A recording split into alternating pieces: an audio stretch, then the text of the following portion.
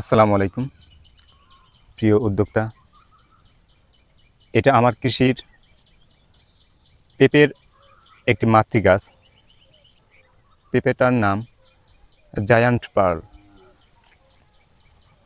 আপনারা দেখতেই পাচ্ছেন পেঁপেটার আকার যেরকম দীর্ঘাকার এবং এর মিষ্টটাও অনেক বেশি এবং ফলনও বেশ ভালোই।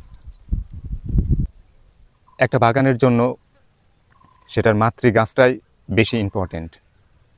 যদি ভুল চারা দিয়ে বাগান করা হয় সেটা কিন্তু পরবর্তীতে ক্ষতিগ্রস্ততার সম্ভাবনা অনেক বেশি থাকে।